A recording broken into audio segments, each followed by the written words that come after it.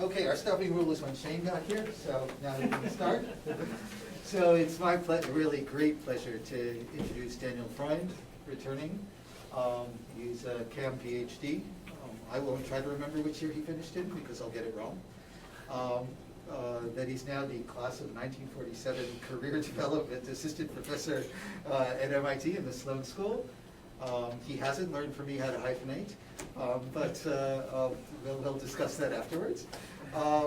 And he's going to talk today about inefficiencies of dynamic pricing in ride-hailing. Thank you, David, for the kind introduction. I want to start by saying that the rule David taught me is that when it's ride-hailing system, then ride and hailing should be connected, and there's a hyphen. Oh, he has a point. He did learn. I'm not saying I'm getting it right in the slides throughout, but this is consistent with what you taught me.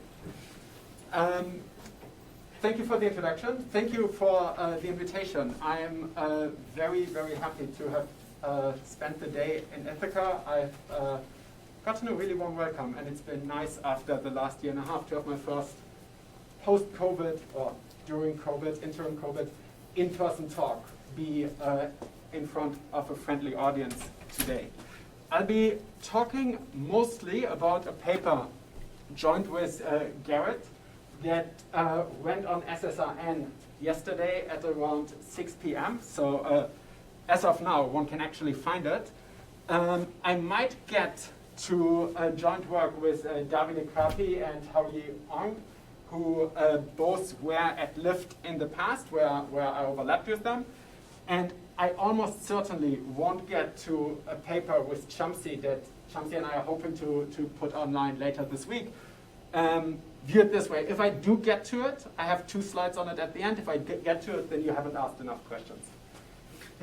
So,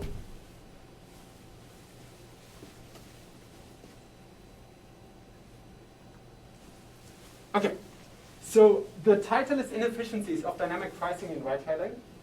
And before I get to the inefficiencies of dynamic pricing, it's probably worthwhile to think about sort of what does dynamic pricing in ride-hailing actually do? And in particular, what is sort of the idealized sense of what dynamic pricing in ride-hailing actually does? So I want to start with some sort of equilibrium models that come out of the literature that actually try to assert the rosy picture of what dynamic pricing can do in ride-hailing. For quite some time, everything is going to be very high level and conceptual. At some point, I'm going to get to an actual model, and there will be a proof sketch in this talk. But for now, please indulge me as we stay fairly high level. So the first sense in which there's an idealized equilibrium in the literature when studying ride-hailing is the idea that dynamic pricing can match demand and supply in real time. So if we think about our demand curve being decreasing in a price and our supply curve being increasing in the price, because if we have a higher price, more drivers are willing to join the platform, then dynamic pricing leads to a market clearing price that would be exactly where those two curves meet. This is pretty standard economics that allows for this match to happen in real time. If there's more demand than we can serve, dynamic pricing will basically make sure that that demand is deterred from requesting. And at the same time, dynamic pricing will lead to higher earning opportunities for drivers, which means that more drivers will join the platform and supply will increase over the long run. So that is one idealized equilibrium that we will get to over the next few slides in terms of to what extent is that actually maybe too rosy a picture of what is happening in practice. A second one is that dynamic pricing gives spatial incentives for drivers to reposition towards undersupplied areas. So this is the idea that dynamic pricing will be observed by drivers who see, oh, in this other location I might earn more money on a map that looks somewhat like this here. And then they will reposition in sort of the correct equilibrium manner with the right number of drivers going to each location so as to ensure that everybody maximizes their own earning opportunities at the location that they reposition to. I won't argue that these equilibria are completely unfounded in reality. That's definitely not the point here. There is, for example, the empirical work by Peter, who I thought would get a shout out because he's in the room, but I think he's only on the call, that identifies that these dynamic pricing signals do lead to drivers repositioning, but this equilibrium in which every driver takes the earning maximizing action for themselves, that I will be a little bit skeptical about in this talk, and you'll see in a little bit why. And then, and this may be the most celebrated result that came out of the literature, dynamic pricing solves the problem of wild goose chases. Now I know there's a fair number of people in the room who know what wild goose chases are. There are probably also quite a few who don't. I will explain it later in the talk. But these are maybe the three main effects that the literature analyzes when it comes to what happens thanks to dynamic pricing in ride-hailing. Now, I want to give one such example of a paper in the literature that analyzes dynamic pricing in ride-hailing. And it's a paper that I greatly appreciate. It definitely was my gateway drug into the ride-hailing literature. It's Sid's paper from EC 2015 with Ramesh Johari and Carlos Riquelme, in which they consider a threshold model of dynamic pricing, in which basically you have arrivals over time of drivers entering the platform, and you have demand coming in. And if the supply is below the threshold, the platform charges a high price, which deters some of the demand, so fewer people request, and the supply coming in leads to the number of idle drivers going in this direction. So if we're here, we have drift in this direction towards the threshold. Whenever we go above the threshold, the platform switches the price from high to low. Now more of the demand that comes in ends up requesting, so the drift goes into this direction. And on average, we'll be pretty close to the threshold because we end up with a random walk that concentrates around the threshold. Now, in this model that Sid and co-authors studied, they considered sort of a large market limit. And if you buy into that model, you really end up in a situation where the platform constantly, at speed going to infinity, changes the price between high and low, high and low, high and low. But at the same time, they assume a model in which the riders, the passengers, are completely myopic about their choices, in the sense that as a rider, I come in, I'm offered a high price. If I'm not willing to pay it, I just leave. I'll argue in 2 slides that I don't buy into that model, and you'll see why. But for the moment, let's first observe that if we look at pricing data on a platform like Lyft, for example, this is not meant to be an empirical representation. This is just sample data, 3 locations in the same city, 2-hour interval. It does go up and down pretty rapidly. So that is actually consistent with what the model says. We see prices go up, then they quickly fall again. There's a lot of up and down here. But if that's the case, then the assumption of the model is a little bit undermined. Why is that? Because the assumption of the model in that paper is that drivers will always accept whatever trip they're offered, and riders will accept the trip if their willingness to pay is above the price, and reject the trip otherwise. Now, there's a very nice paper by Nikhil, who I hope is on the call, because I'm very curious what he will think about this work. There's a very nice paper by Nikhil that came out in Management Science this year about how dynamic pricing incentivizes drivers to strategize about the timing of their ride acceptances. Why? Because if a driver gets a ride request, and that ride request is maybe with a low price, and the driver anticipates that in 2 minutes surge pricing will go up, then maybe there's a good chance that the driver says, I'm going to decline this request. Maybe I get another one in 5 minutes, and I'll make more money in the long run. there's a similar effect when it comes to repositioning. This I might get to in the second part of the talk, where dynamic pricing leads to drivers strategizing about where they should be relocating to. Yes, they want to relocate towards higher earning opportunities, but if dynamic pricing is as dynamic as we just saw it can be, then maybe you don't want to move to the high earning opportunity, because by the time you get there, you can't earn that much there anymore. And finally, and this is what I'll talk about for most of the talk today, it incentivizes riders to wait. So if I'm a rider on the Lyft platform and the price is high and I'm not willing to pay that much, or even if I am willing to pay that much, and I know in a minute I'll be paying significantly less, then why should I be paying the high price? I can just wait and pay a lower price in a few minutes. And that actually ends up happening. So this plot is the key motivation for the first part of the talk. And I want to explain what you're seeing here, because it's a little bit subtle. On the x-axis, I'm showing the percentage price markup on the price of a ride at the time that the app was opened.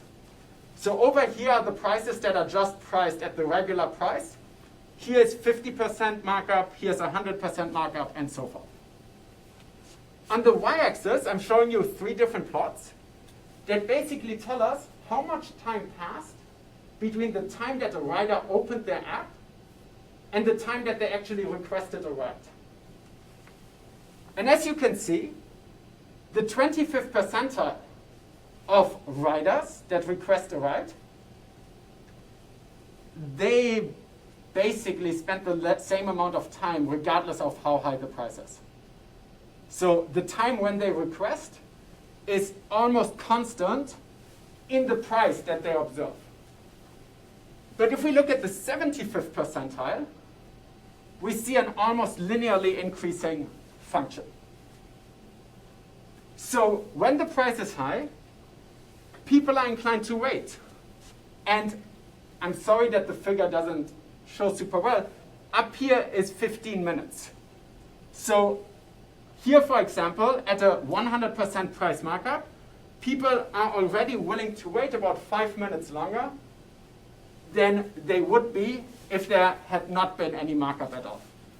How do you rank linearly the riders? So I'm looking at, for each time that somebody opened the app and ended up requesting, I'm looking at what was the markup at the time. That gives me buckets basically for each one of these verticals. And then I say, okay, for everybody that opened the app when there was no markup and ended up requesting, let's sort them by the time that passed between them opening the app and the time that they requested, and pick the 25th percentile, pick the 50th percentile, pick the 75th percentile. So the ranking is different for different markup? Yes. I'm not saying that this rider here and this rider here are the same riders. In fact, we might observe the same rider appear 10 times in this one and 15 times in this one. A percentile of what? Percentile of all times, if you want, that a rider, any rider, opened the app and ended up requesting. I think Mikhail has a question. Yeah, so I'm sorry if this spoils the result or like sort of the outcome, but is this before Lyft implemented the like wait to get a cheaper Yes. trip? Yes, it does spoil the outcome, and yes, it is before. Okay. Thank you. Okay, so people clearly engage in what we would call ad hoc waiting. And why do they do that? Well, on this plot I'm showing you the 25th percentile, and the reason I'm showing the 25th percentile is because it gives me a nice decreasing picture that is like consistently decreasing. With the 50th it would be decreasing, but not as smoothly. So on this I'm showing you the price that people ended up paying as a function of how long they waited before they requested. And what you can see is if the multiplier is low initially, then you can only save so much, because if you start at a multiplier of 50%, it drops to 0, and like it can't drop lower than that. But if you start at a multiplier of plus 200%, then you actually, if you wait long enough, will go down all the way to 0. So this waiting behavior seems to pay off for riders who engage in it, at least sometimes. The question on Bobby is Bobby. Yes, Bobby. Oh yeah, Daniel, I wasn't going to bother you about this, but since you said something like people are clearly waiting because they see a high price when they open the app, I have to ask, did you actually attempt to show causation here? Like, did you control for the time of day when the app was opened and other factors that might explain this correlation without assuming a causal relationship? Let me ask this way. Are you asking about the left or the right plot here? The graph on the left. Okay, for the left one, I'm on pretty solid ground. For the one on the right, there's a pretty bad selection bias that I would have gotten to in a second. The one on the left, yes. So if you slice it by time of day, if you slice it by city, the numbers will change, but the correlation will remain. But no, I'm not an econometrician, and I do not, this is not meant to actually prove causality. The one on the right, I will admit, there's a very bad selection bias in there, in that people who wait, if the price doesn't go down, maybe they just don't end up requesting at all. So, in a sense, this one has selection bias. That's why I'm saying it can pay off. I'm not saying it's guaranteed to pay off. Okay, so we have this waiting behavior. And what I want to do is I want to convince you that this waiting can cause an inefficiency in how supply is used. And I do that through a pretty simple fluid model. And through that same fluid model, I will then convince you that if we deal with our supply a little bit differently, and Nikhil also gave the lead away, it can instead be channeled into driving additional efficiency. But that requires deviating from the sort of standard dynamic pricing, which I will argue is sort of the SID model of the world, in which if supply is high, we lower the price, and if supply is low, we raise the price. At this point, I want to emphasize not only that all models are wrong, but also that some reflect the actual business financial metrics or financial terminology of a particular platform, and this one does not. So I'm speaking here as an MIT academic, and I'm not speaking in any way for any given platform. Okay, so before we go to the actual fluid model, I want to give a very stylized presentation of what could happen. So let's say we start with a low amount of supply being idle. So the number of drivers that are idly driving around, waiting for a ride, is small. And the platform wants to increase it. How does it do that? It charges a higher price. That higher price leads to two effects. Some people, actually it leads to three effects. One of them I'm not showing. Some people are deterred and they're leaving. They would have requested at the normal price, but now they just take a bike instead. Some request immediately. They say, well, the price is high, but I don't care, so I'm just going to request at the high price. And some people are going to wait. Those are the ones that we're interested in. Because those who wait and those that just are deterred from service, together will lead to the amount of idle supply increasing. Because that's why the platform increased the price. They want more idle drivers on the street. But if the idle supply rises, eventually there's enough idle supply present, and the platform will decrease the price again.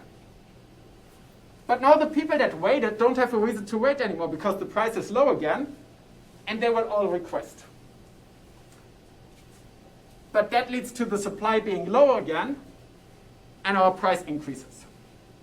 So we get into this cycle of high and low prices and high and low supply, which is at least consistent with what we seem to see in the data in terms of very spiky prices. And if you buy into the stylized model, then you might believe that our supply will look something like this here. So we have some amount of idle supply that increases over time until the price is lowered, and then a bunch of people request simultaneously, and then the supply increases again, and then they request simultaneously, and so forth. Noticeably, this is not due to any stochasticity. Sorry, not due to any stochasticity in the system. This is really just due to strategic behavior on part of the agents who wait, on part of the riders that decide to wait for a lower price. So another aspect that's really important to ride-hailing operations, and this is where we get closer to the wild goose chase that I promised you earlier I would be explaining, is that spatial service systems fundamentally have to deal with what I call spatial friction.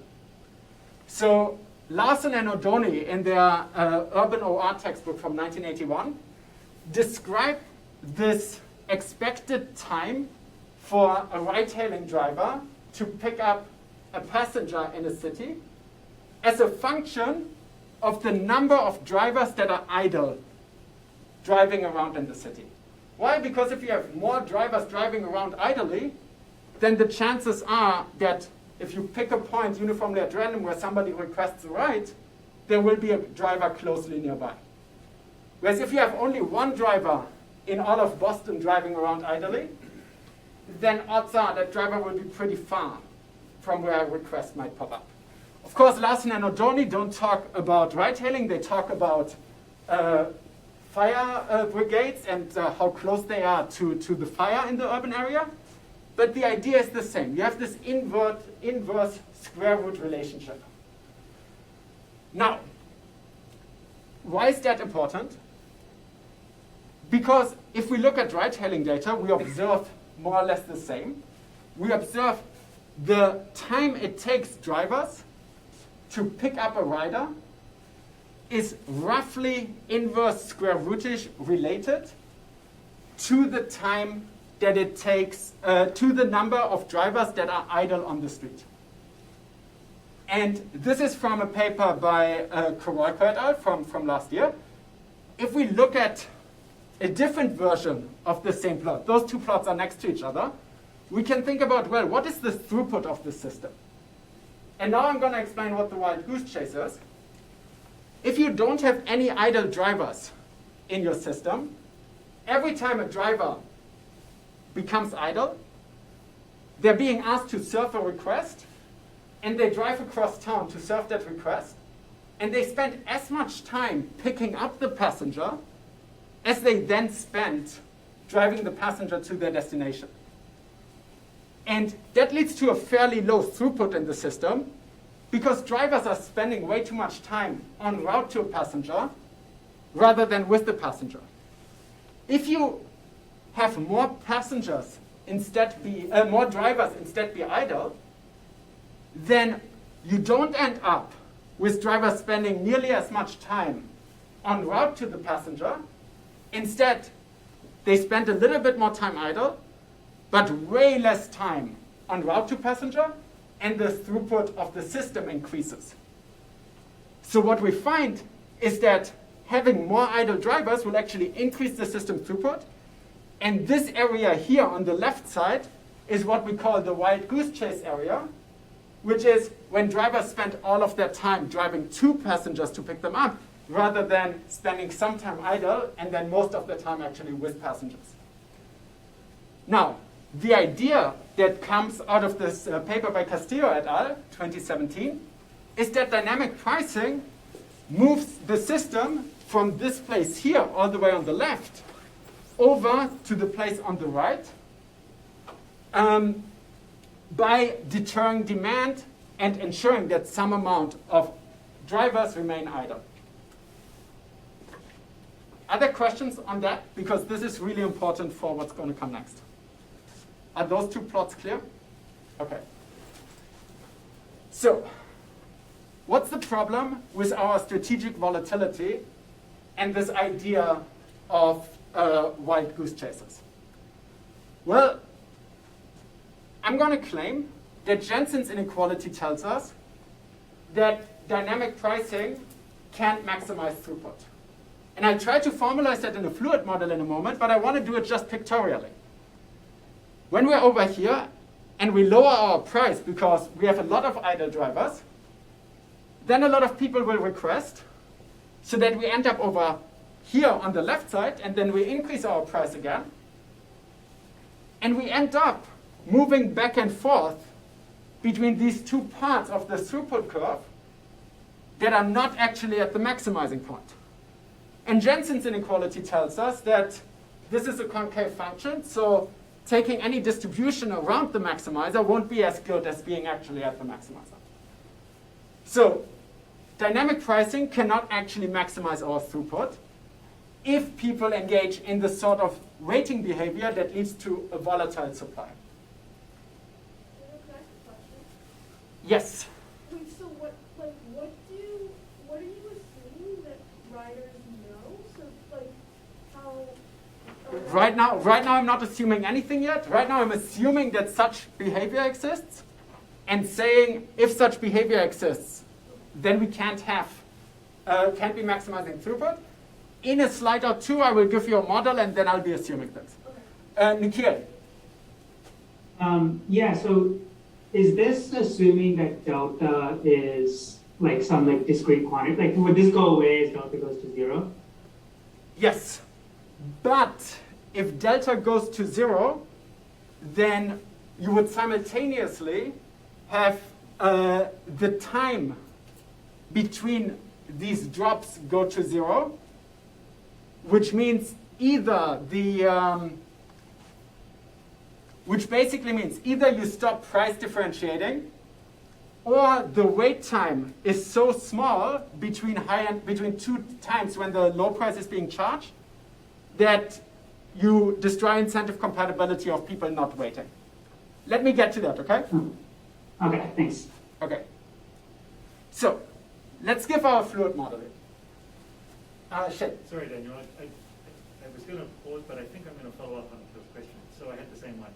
So if you do this kind of bang pricing, then I agree with you. You have these kinds of volatilities. Yeah.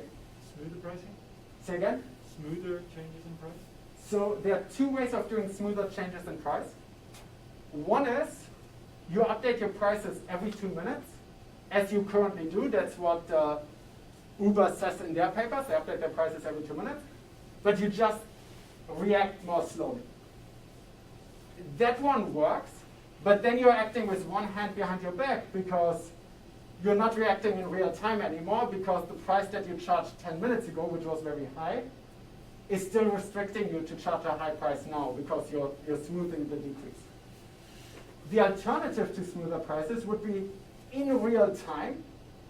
Basically, rather than every 2 minutes, update prices every 5 seconds and really allow that sort of smoothness that is just as fast as before in terms of like how fast you go from a high price to a low price, but you go in many small steps. That would work, and that breaks all of the results that I'm going to show, except for that's not how these systems are engineered.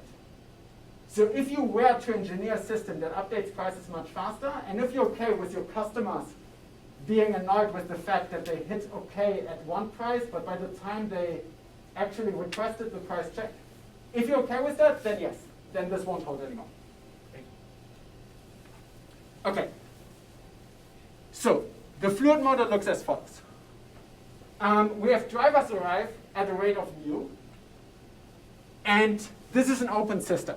So our drivers are going to arrive, they're going to be idle until they are servicing a ride, and then they disappear.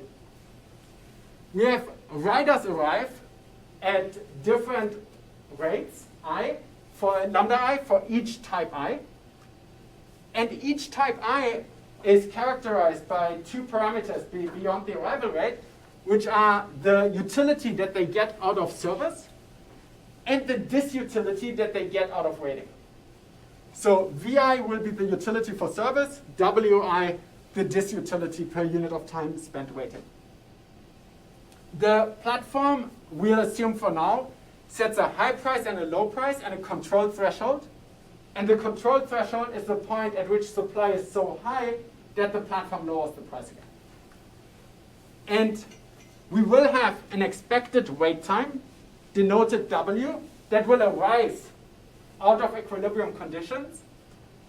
And the equilibrium conditions for a type I rider are basically, if my utility from requesting at a high ride, quasi-linear utility, my value for the service minus the high price that I'm paying, is greater than the utility from just leaving, which is 0, or the utility that I get from waiting and then requesting at the low price, which is VI minus the low price, minus my expected wait time, W, multiplied by disutility of waiting W units of time in expectation.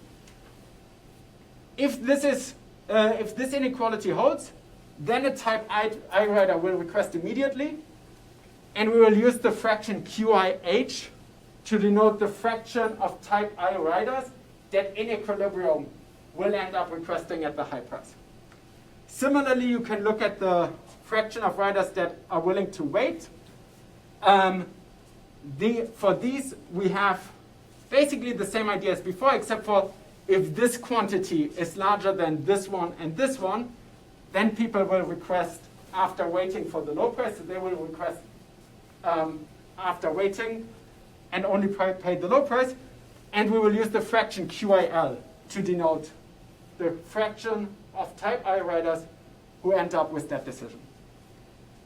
Okay. Now, the equilibrium sort of terms that we can derive from this are as follows. If we look at this picture, we have drivers arrive at rate mu. We have lambda I times QIH riders of the riders of type I request at the high price, meaning whenever they show up, they immediately request.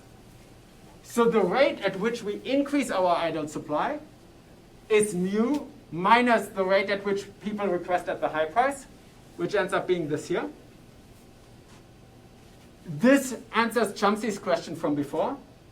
The wait time, or the time between two intervals, we assume is 2W, which means riders who appear know what the expected wait time is if they were to appear uniformly at random in such an interval, but they don't know when they are actually appearing. And then this delta, and I hope that this gets to Nikhil's question, this delta that the supply will drop by ends up being 2W times, in each moment during this interval, we have lambda I times QIL people show up in order to wait for the low price. So this drop ends up being 2W times the sum over I, lambda I times QIL. Okay. Questions on these dynamics? Can I ask a question? Yes. So in those last two lines of the slide, right, so W is the expected time, wait time, right? In one condition it appears linearly, in the other one it appears inside a convex function, right? So it doesn't bother you? You mean that here it appears inside and here appears outside? Right. It does not bother. Should it bother me? I think so, because sort of if I were a rider, I would perhaps estimate my whatever expected utility or something, right? Sort of. So the expectation, like W, you should think of as being already the expectation. Right. So W. The question is whether it should be inside or outside. So so I compare my actual. So if I wait, maybe 0 will feel better, right? If I wait, sort of, Can we take this offline? Just because I want to manage my time reasonably, and I'm not sure I'm following the question in the moment. Okay, yeah? Also, you assume that the cost for waiting is linear. Is that a reasonable assumption? I don't know if it's reasonable, it's fairly standard. This actually goes back to Vickery's 1963 paper on congestion pricing. And I will say that I agree with you that maybe it's not reasonable, but it's definitely a fairly standard assumption when studying weighting. There are sort of two standard models, I want to say. One is this one. The other one being the patience model, which basically says, I'm willing to wait 5 minutes at no disutility, but 5 minutes and 1 second, I'm not down for. So I actually like this one better, but I agree, it is also a stretch. Okay, so the objective that we'll define for the platform will depend on two cost terms, one being for inventory, one being for dispatch cost. So you can think of this as basically being the platform has some drivers and they pay for every minute that the driver is on the platform, regardless of whether the driver is idle or en route to a passenger or with a passenger driving around. That would give rise to these sorts of terms. The inventory cost ends up being proportional to the average amount of inventory, meaning the average amount of idle drivers. If you look back at the plot, we drop by 2W times this quantity. So the average value that we're at is theta, the amount from which we drop, minus W times the quantity. And the dispatch cost, we assume is idle in the amount, convex in the amount of idle supply at the time of dispatch. This is consistent with the ETA data that I've shown before. And then we get a dynamic pricing profit that looks like this here. And the key point, I don't want to stare too much at the formula, but the key point is the convexity in this part here of the expression, all the way on the right, would basically, if you think back to Jensen's inequality before, if you reduce the amount by which we drop, you would have less of a cost just by Jensen's inequality. And the solution that we propose is if instead of having people wait for the price to drop, you had them just say when they show up on the platform, I'm going to take the ride at a low cost after waiting in a FIFO-queue, then you can keep your supply stable and you don't get this drop anymore. So our idle supply remains just constant at a threshold, and people who wait don't cause a drop in the supply because the idle supply,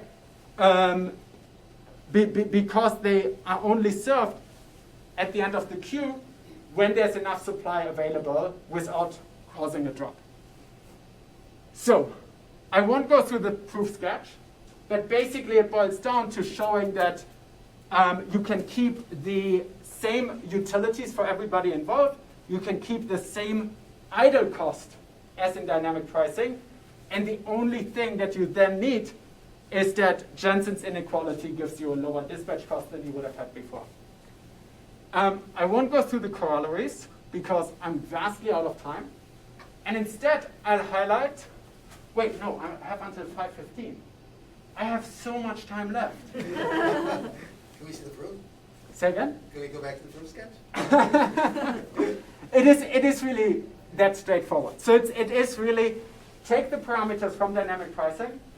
Everybody who previously waited, we'll still let them wait. Everybody who previously did not request at all, we have them make the same decision as before. And we'll make sure that everybody ends up with the same utility as before. And the degree of freedom that lets us do that is basically the length of the queue. So we'll make sure that the length of the queue, which determines how long people are going to be waiting, will be the same, will give us the same wait time with this queuing system as the wait time would have been with the dynamic pricing system. That ensures that all the utilities for all the decisions remain the same. So everything, all the incentive compatibility equations for the equilibrium are the same. Then we set our inventory level to be exactly this middle point of the dynamic pricing drop. and Jensen's inequality does the rest for us. Okay, the corollaries. We can change a bunch of things that we're assuming for simplicity. So in those slides, I just assumed like the 1/square root dispatch cost, but anything that's convex would work. If riders have disutility for the ETA, so far I've been assuming that riders have disutilities only for the time they wait before requesting, but in practice they also have disutility for the time between when they request and when the driver shows up. This would still work. If the driver arrival rate is endogenous, rather than being this mu that is just given, assuming sort of standard assumptions in the literature that it's an infinitely inelastic, infinitely getting the term wrong, assuming that the driver arrival rate is based on a fixed earning target rate, meaning when the earnings total on the platform increase, let's say, by 2x for all drivers, the number of drivers would also increase by 2x, then such an endogeneity would still give us the same result. And if we have a disutility for the variance in the wait time, then we need to adjust the queue a little bit, but we basically still get the same result. Now, all of this is nice, but at the same time, it's very dependent on this delta. And as Nikhil pointed out, at least implicitly I want to say, if this delta is small, then we don't get that much because Jensen's inequality is maybe not that big a gap. However, there's something more we can do. So we can allow our platform to allow riders not only to wait in a FIFO-queue, but instead in what I call a spatial priority queue. So in this spatial priority queue, I won't be dispatching to riders based on whose turn is next, like who's waited the longest. Instead, I will dispatch based on what is efficient. What rider has a particularly efficient dispatch right now based on where drivers are closer nearby. Now I can still keep my idle supply constant at the threshold, but in addition to that, I have rider spatial density in addition to my driver spatial density. In the FIFO-queue, I don't have that, and I just want to give a proof by picture of why this would be helpful.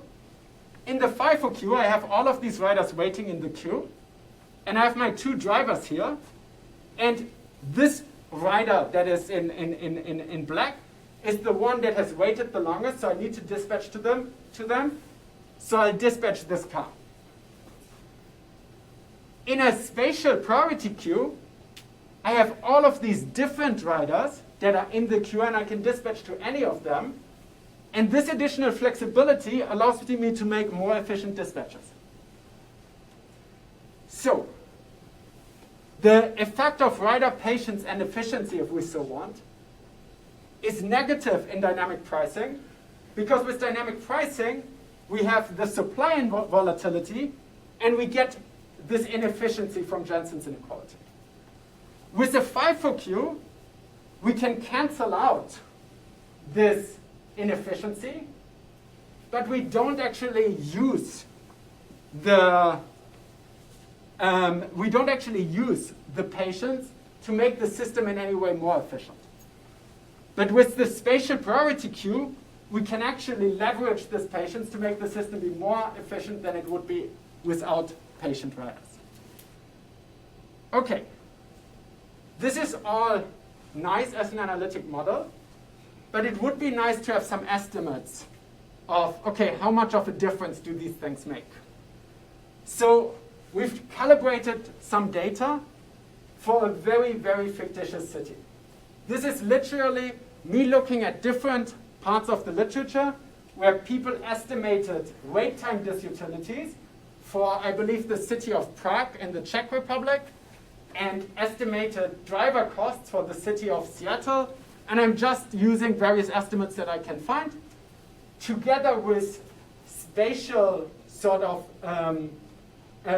together with the distances that we would get if our drivers and our riders were distributed uniformly in a unit square. So that is where this fictitious city, what this fictitious city looks like. I'm assuming, and these are entirely made up, that I have 1,000 drivers that have a cost of $30 per hour. This is based on Seattle city regulations. By default, I will assume that they are 60% utilized, meaning with a rider. This is based on New York City data in 2018. I'm assuming, and this is again made up, that the average trip time is 18 minutes. Why am I assuming 18 minutes? Because together with my 60% utilization, I get 36 minutes for 2 trips per hour, which will give me 36 divided by 60 is 60%. So I get exactly mu equal to 2,000. If that didn't make sense just now, don't worry about it. I'm really just trying to get parameters that are simultaneously embedded in what the literature says and reasonably easy to work with. I get these values for high and low values for service. These are based on just asking Uber and Lyft how much would an 18-minute trip cost, I believe also in Seattle. And I'm the 3/4 of type 1, 1/4 of type 2. That's totally made up. The weighting costs are based on this paper by Buchholz et al. That was using data from Prague. And yeah, the dispatch scalings are driven by points being uniformly distributed in the unit square. The point of all this being, this is very much a fictitious city. I'm not claiming that this is representative of any actual city.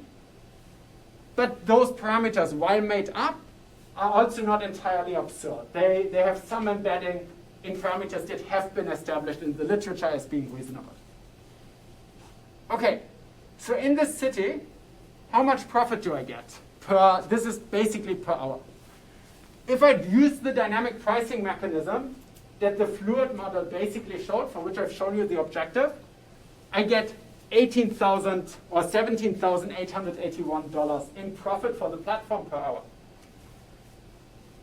If I make my dynamic pricing more efficient using batching as a dispatch technology, that increases to $18,000. Using batching here seems to make an awful lot of sense for the following reason. I'm assuming that all my patient riders who've been waiting for the price to drop request simultaneously. I should allow the platform to actually batch them together and optimally dispatch to them instead of dispatching to them greedily. So that's basically the difference between how these two compute the cost part of the objective. The FIFO-queue gives me $18,800. That's about a 4% increase. That's not bad. The spatial priority queue gives me more than 20,000, which is about a 12% increase. So at that point, it's actually a very worthwhile thing to invest in. To give you some comparative statics, on these two plots, I'm varying the respective dispatch cost and idle cost. So these were 2 parameters in the model. As you can see, the purple line is actually the default value that I'd assumed before. As these grow large, on each plot I'm showing you the gap to the spatial priority queue, which will always be optimal. The gap grows large as either of the 2 parameters grows large. On this one here, I'm just scaling the market size as a whole. So I'm scaling the arrival of drivers. I'm scaling the arrival of riders of each type. Again, as it grows large, the gap to dynamic pricing grows, and it does so at a linear scale. On this one here, I'm varying the proportion of riders that are willing to request at the high price. And not surprisingly, when all my riders are willing to request at the high price, then the whole Jensen's inequality thing goes away, the whole spatial density goes away, because at this point, I don't have the drop anymore. Nobody's waiting. But you can see that the gap that I've described at this point here was actually very far from being as large as it could be. If I'd instead said, let's say only a quarter of my riders are of type 1 and 3/4 are of type 2, I would have seen a much larger gap. Okay. There are various robustness checks that we can look at numerically. For example, we can replace the fluid model by a stochastic one with persona variables. Everything looks shockingly exactly the same. I'm saying shockingly because I expected things to look roughly the same, but they really look exactly the same. We can replace an open stochastic model,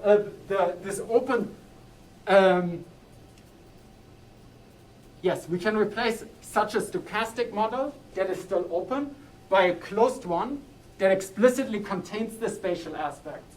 So rather than saying there's a dispatch cost, I will just say there's no dispatch cost, but if a driver is serving a longer ride or is serving a ride with a longer dispatch, then that rider will just be busy for longer before they become idle again. And the supply efficiency then translates into higher throughput. I don't want to go into too much detail here, but basically the light blue is the spatial priority queue mechanism. And as you can see, down here's the sort of all riders are impatient and request immediately. There's not much of a difference. Up here is the opposite regime where a lot of very few riders request immediately.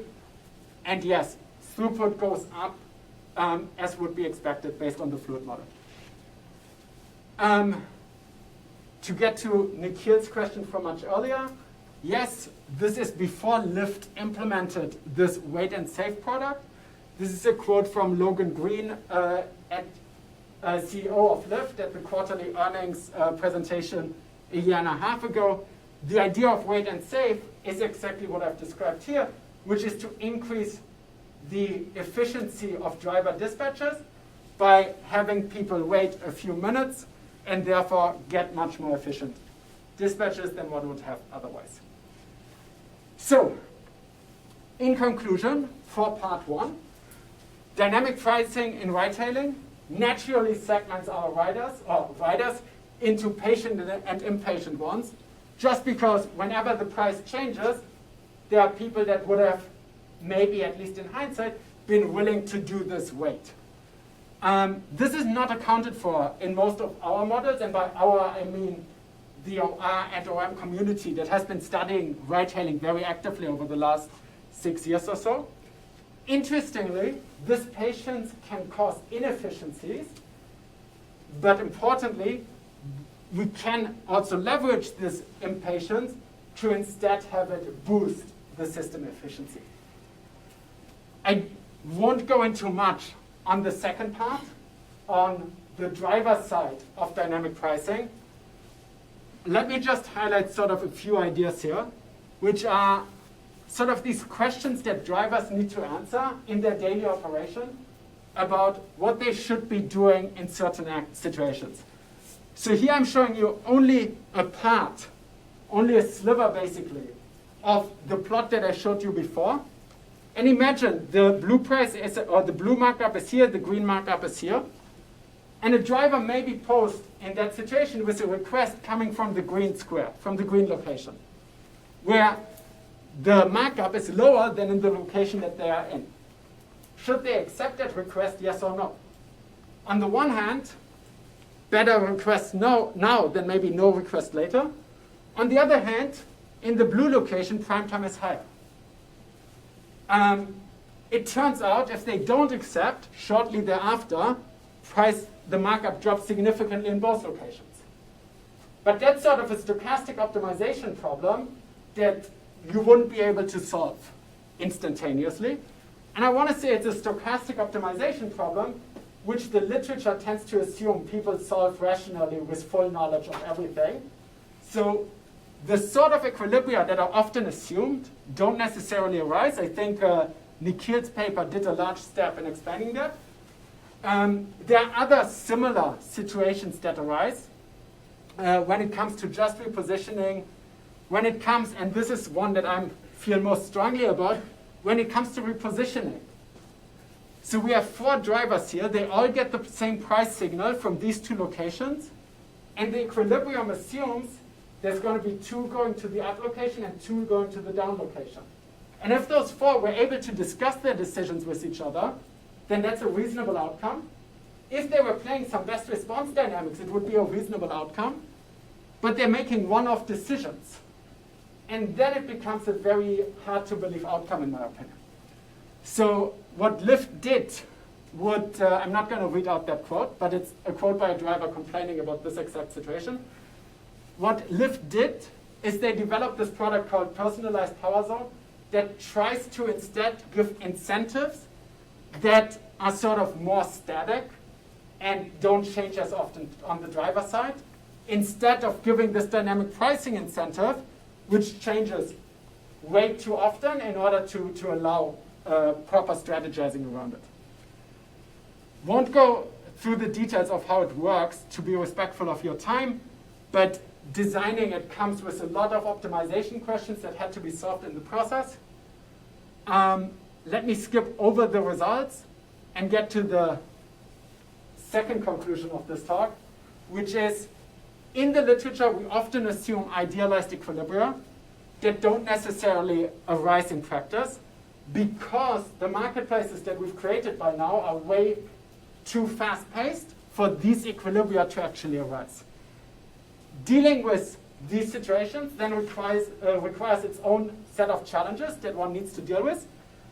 And that's not only through optimization, that's not only through market design, that also require things like UX design or product management, things that are definitely outside our area of expertise, but that's where a different set of skill sets needs to come together to tackle these market challenges. I'll stop here. Thanks for having me.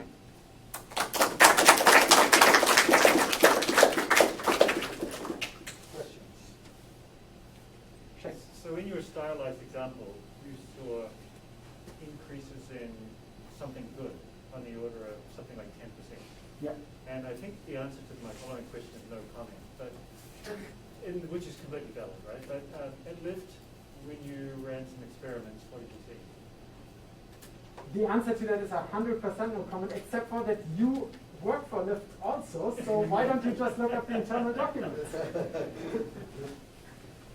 Yeah, as I said, this is not with my Lyft hat on, and I'd get in trouble for saying Absolutely. any proper answer to you. Question online. Mike Todd has a question. Yes. Mike, go ahead. I had to unmute myself.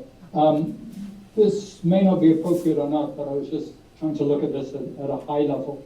And just the notion of equilibrium seems maybe putting too much faith in equilibria because your market is so incomplete in terms of the goods. This is a very dynamic market, and going right back to Arrow and DeBoer, goods are meant to be goods at a particular location, a particular time, contingent on a particular state of the world.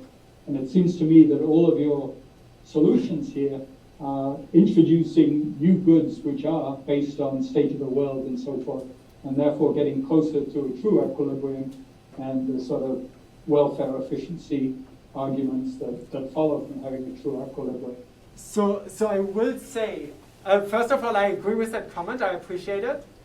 I will say that I feel like I'm cheating a little bit because I'm starting by saying that the original models assume equilibria, but those equilibria are completely unreasonable to arise in practice. And then I'm introducing my own equilibria, and I'm hoping that you don't notice that those are also unlikely to arise in practice. But I appreciate Mike's comment. I do hope that they are more reasonable to arise than the earlier ones.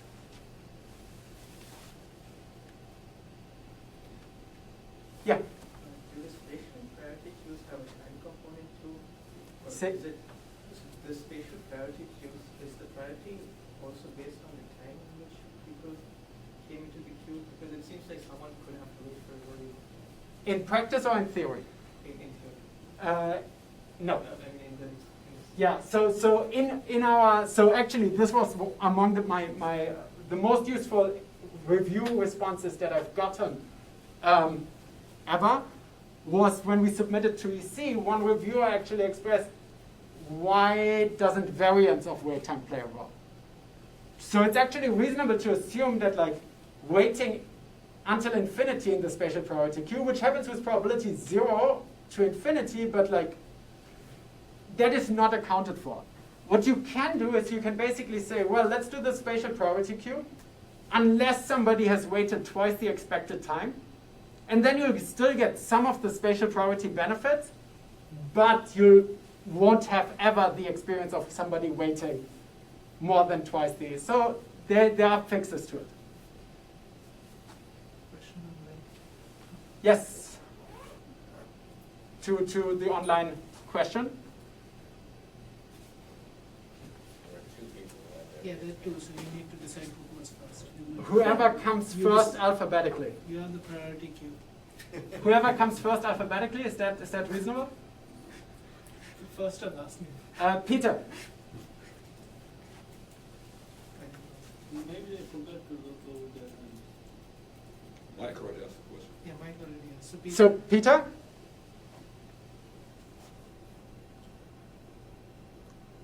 Peter, we can't hear you, but you do seem to be unmuted. Peter's not very good with technology. Oh, yeah, I can't figure out technology. Can you hear me now? Yes, now we can. Ah, wonderful. Okay. My question is about the relative importance of the efficiency benefits that you get from having people wait when it's beneficial from a spatial point of view versus the benefits to revenue that I imagine you get from a price discrimination, point of view, that basically you had one product and now you're separating that product into two products, and then you can charge more for the low wait time, the low wait time product. And yeah, so I don't know if you can comment at all, maybe not about that in the context of list data, but maybe based on just what's in the literature for kind of estimates of parameters. So I can answer to it fully within the context of my model. So I'm implicitly assuming that dynamic pricing already reaps the benefits of price discrimination, because people with dynamic pricing are already waiting. So the difference is just that in the dynamic pricing world, it's this ad hoc waiting, and in the queuing setting, it is this new product, but the choice set for each customer coming in or for each rider coming in is actually the same. They can request at the high price and get instantaneous service, or they can wait and then after the wait get a ride at the low price. Does that make sense?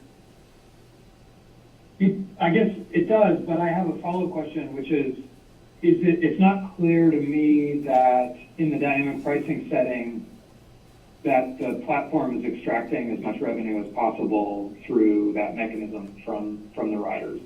Is that true? Like, are they doing that optimally? I would sincerely doubt it. I want to say we were trying to get at, and this is actually a valid point, what we were trying to get at is that fundamentally there's a gap to how much dynamic pricing can do. So we're comparing queuing optimally implemented to dynamic pricing optimally implemented within the fluid model that we study. But you're right that there's an assumption, like we're not assuming that in practice this segmentation in dynamic pricing is done optimally. Yeah, and it would be, I don't know, I would be interested in knowing whether, like, maybe the way to phrase it is, if you prevented your wait and save from gaining any efficiency, from gaining any welfare through better matching, if you could prevent it from that, but then look at the lift in revenue associated with price discrimination, that would just be interesting. I think you could get the answer by switching ride-hailing companies, but you can't get it from me. Fair enough. And I think we should take the rest of the questions offline, given the time. Thank you very much, James.